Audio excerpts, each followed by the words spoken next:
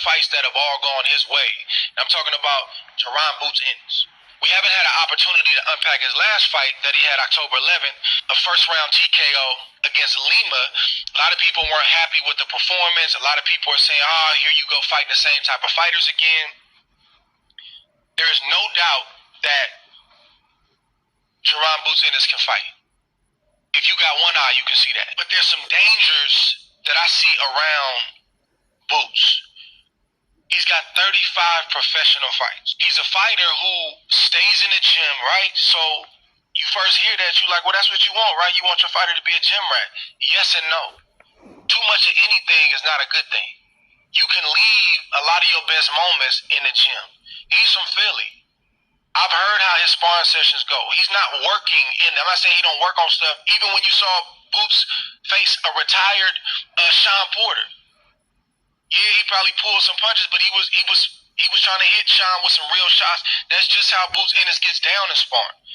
My concern for him is that you get so many fights and you spend so much time in the gym and you fight a certain level of competition. He's 35 and on. He hasn't fought an elite guy yet. Some people say nobody wants to fight him.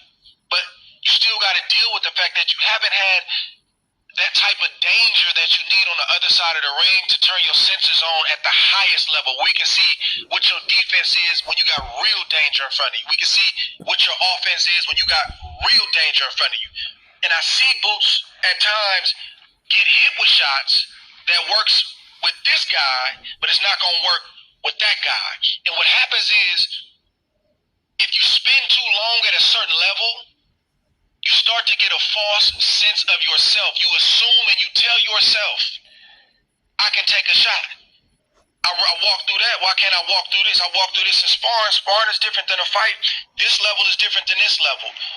Do you have any concerns about where Jaron Boots Ennis is right now? And if he doesn't get this Virgil Ortiz situation, what next?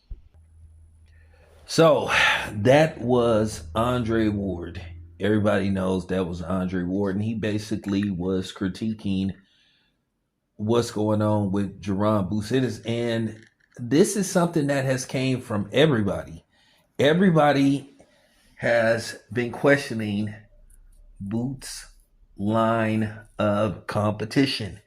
The fighters he's fought, 35 fights in, and he doesn't have a significant fighter at this time on his resume.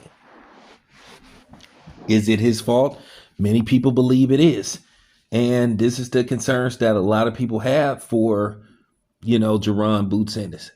That if you fight down to your competition, if you get so used to fighting dudes that are just not on your level, that are levels above you, you finally run into a guy that just, catch you off guard. I've seen this happen so many times. This is exactly what happened with Demetrius Andrade. He got so used to fighting mediocre competition, and then when he did fight somebody that was considered elite or considered one of the best out there, and David Benavidez, even though he did well the first few rounds, but he eventually got broke down and he ended up, basically not being able to continue. So this is just something that we're seeing with Boots. And I don't think Boots is trying to attack. I don't think Andre Ward is trying to attack Boots. That is not what he's trying to do. He's just basically giving his opinion. And a lot of these fighters, they got to stop taking this shit so serious too.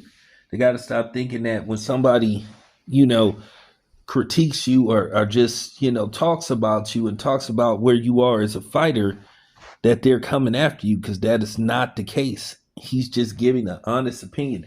He's just saying that he expect more from Boots, and Boots need to, do something to get what you would call the higher ups, more elite competition. And it's just really as simple as that. Y'all gotta excuse me, this is my last video for the night. I'm getting a little tired. So, but for real. With that being said, this is just cause for concern. Everybody has said this about Boots. There's been trainers, there's been other fighters, there's been media people if everybody is saying something and speaking on this, it got to be some kind of validity to it. It got to be some kind of truth to it. And then a lot of times these fighters think people are coming after them and hating on them and all this kind of stuff. And that's just not the case. We just giving an honest perspective. Do you want us to tell you the truth or do you want us to lie to you? Because I have Boots' best interests. I like Boots as a fighter. He is a very talented fighter, but there have just been some times where he has dropped the ball and he has nobody to blame but himself for it. But you know, when you got 35 fights in and there is nobody of significance on your resume to where you just go, that's a problem. So hopefully on Saturday, if Ortiz takes care of business, then we got to fight.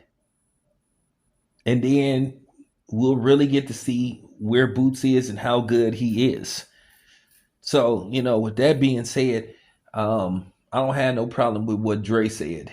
I just think these fighters got to stop being so, you know, super emotional and take everything with a grain of sand. A lot of times it's just tough love.